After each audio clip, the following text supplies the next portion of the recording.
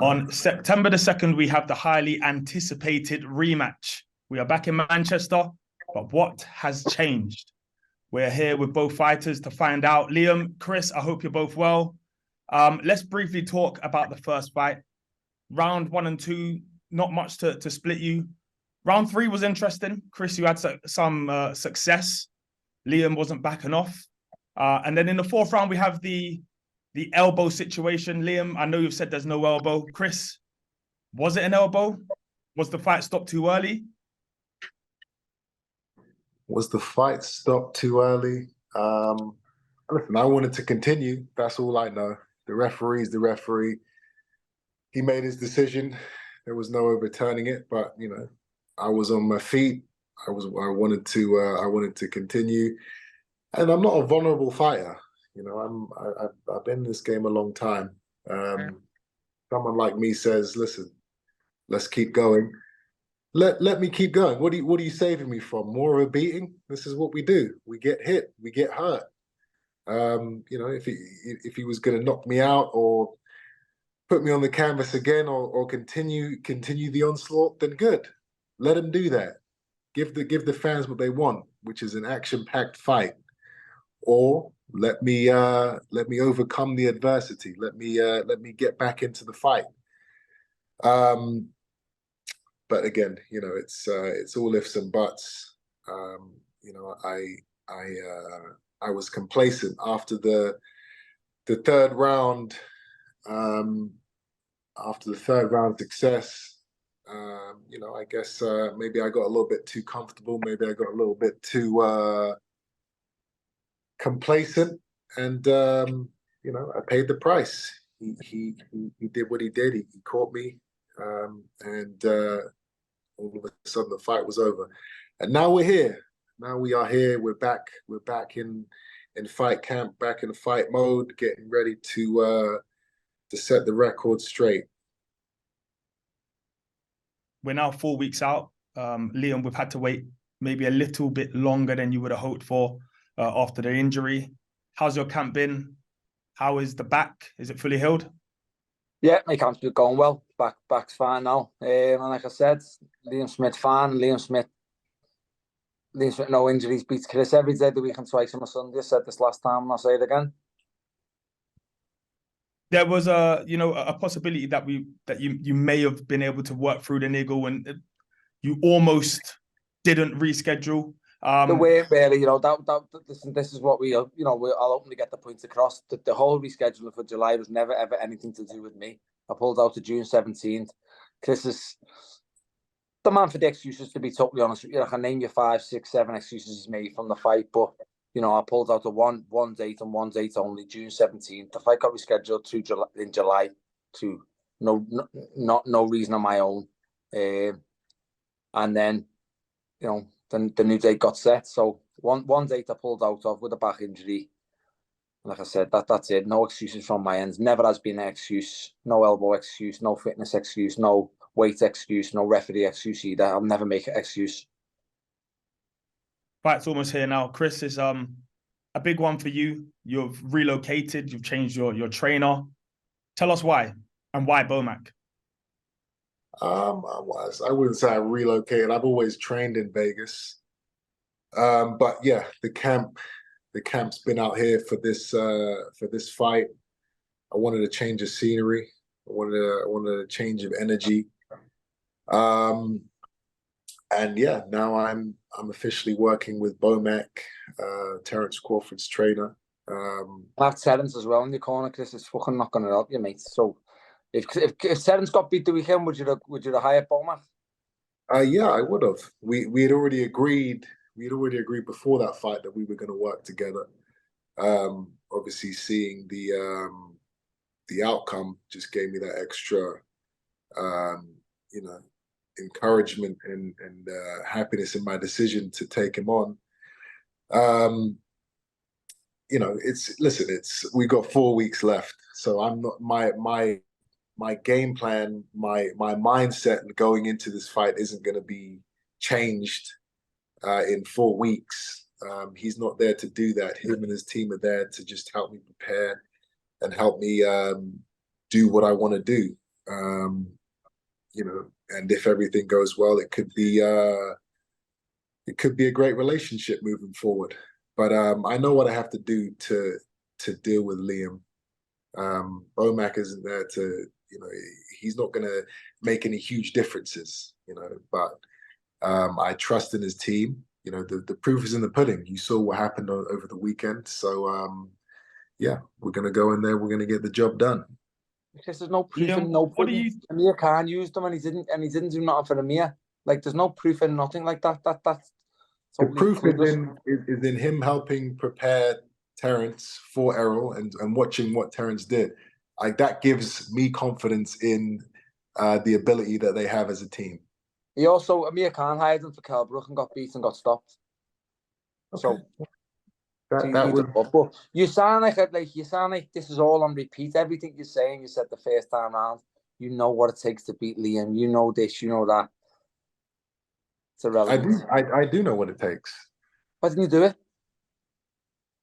I was doing it, and then you know what happened happened. This is what I went back. I didn't want to interrupt you before. For a man who's been involved in some like one-sided fight, you know, you've landed some shots like you boxed Spike O'Sullivan. You were landing shots that were, you know, whatever else. Are you really that deluded? Are you really drawing on that much, like that little 20-second period at the end of round 3? You really drawing on that for some confidence?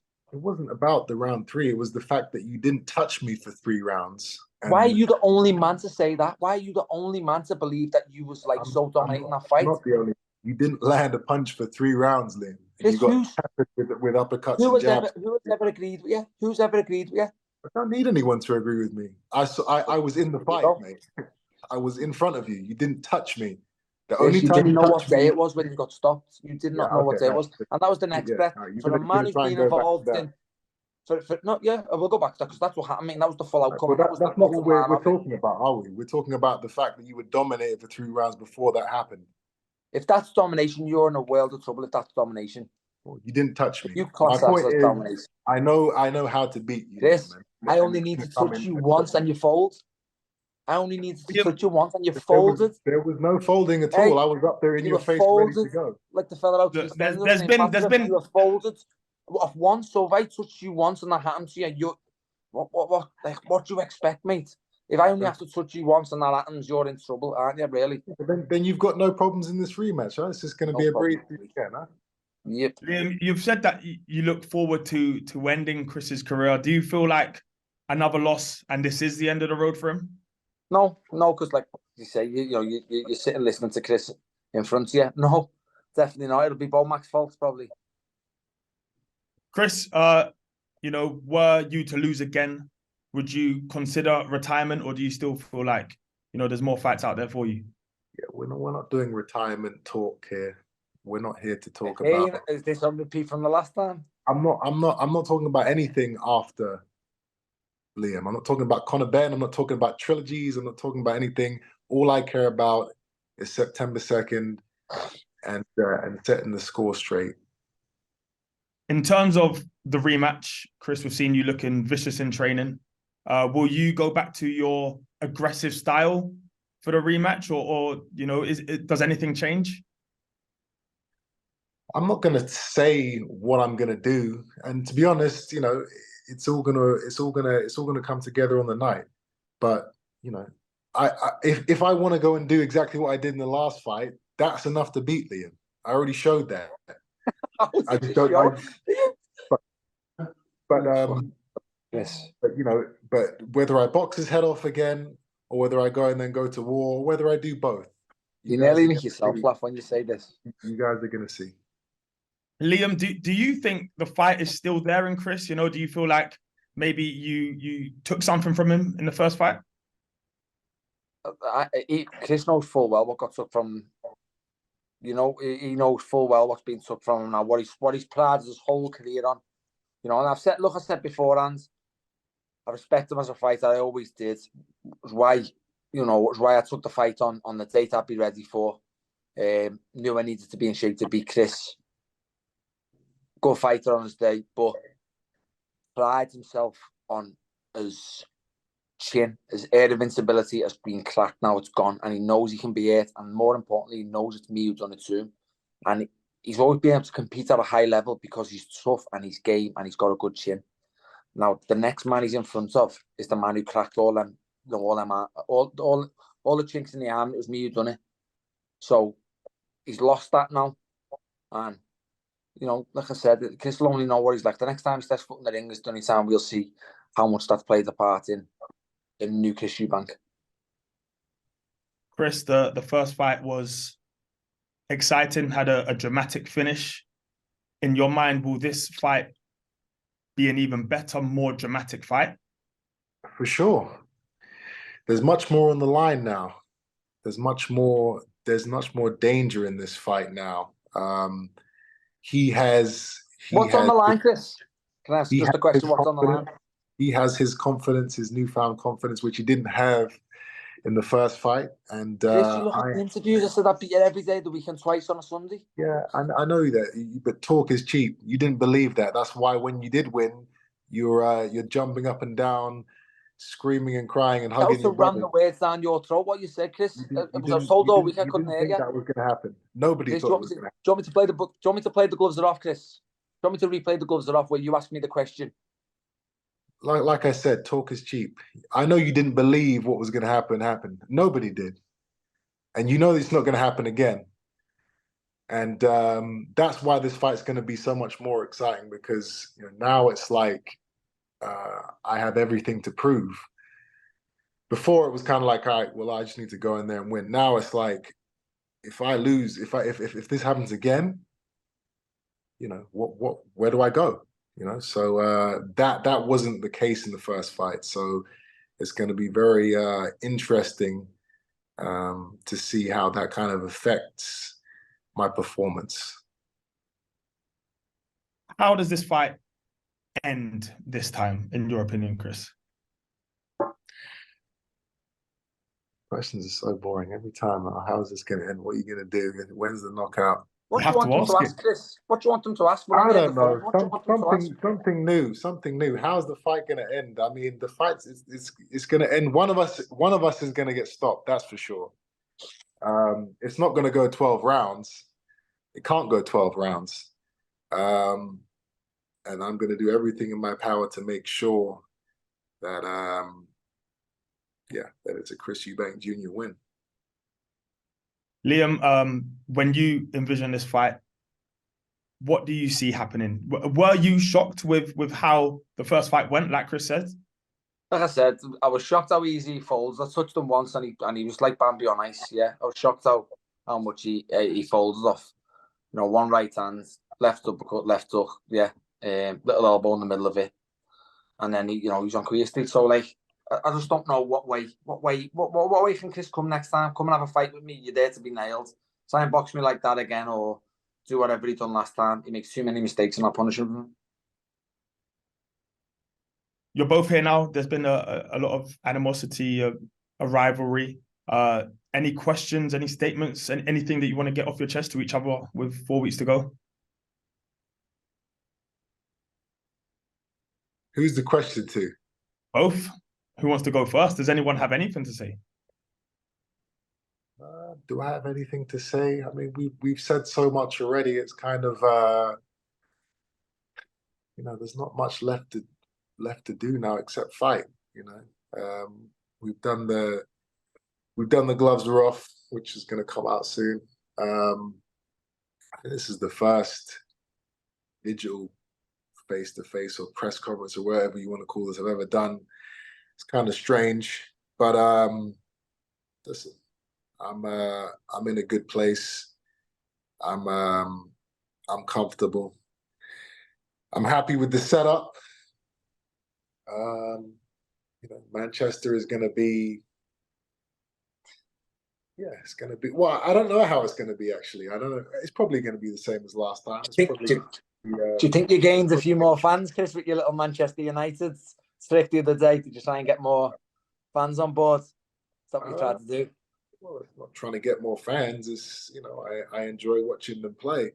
Are you a Man United fan?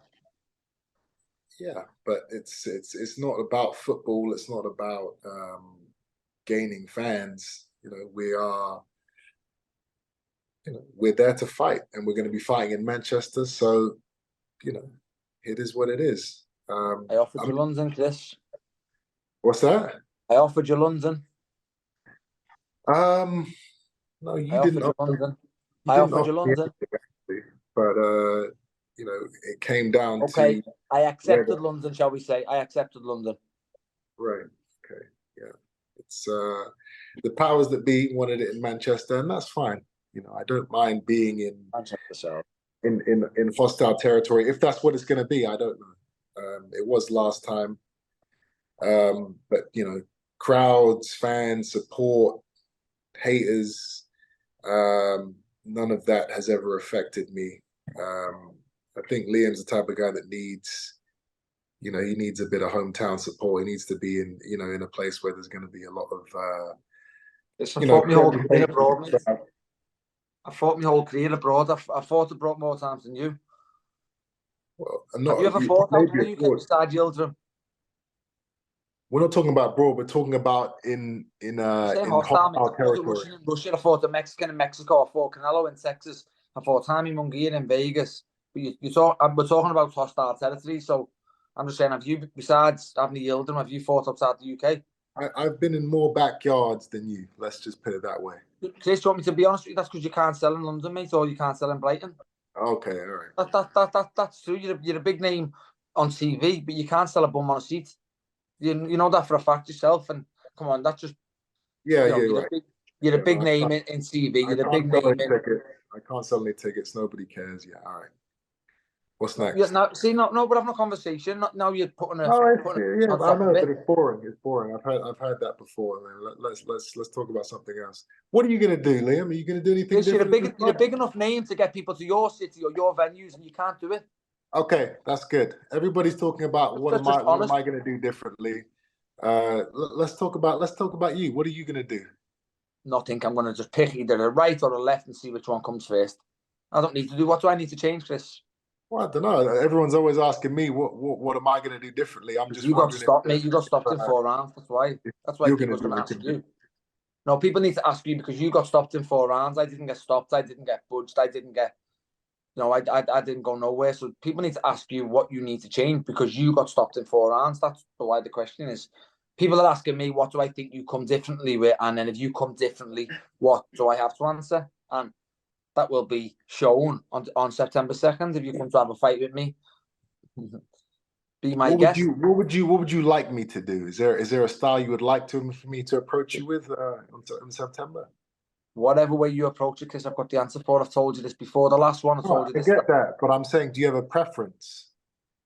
Either or, mate. Like I said, either or. You try and box me like you did last time. You make too many mistakes. You come to have a fight with me. You're there to be nailed. It'd probably go quicker than 4. So no preference. You don't want to just have a tear up, or you don't want to have a boxing match. Have a tear up, it'll go quicker than 4.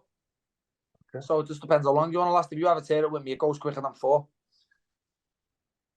But for me or for you? It just depends what percentage I turn up. I might just turn up at 60 and give you a chance this time. You got some lines today, Elliot. That's cute. That's real cute. I thought you guys had nothing to say to each other.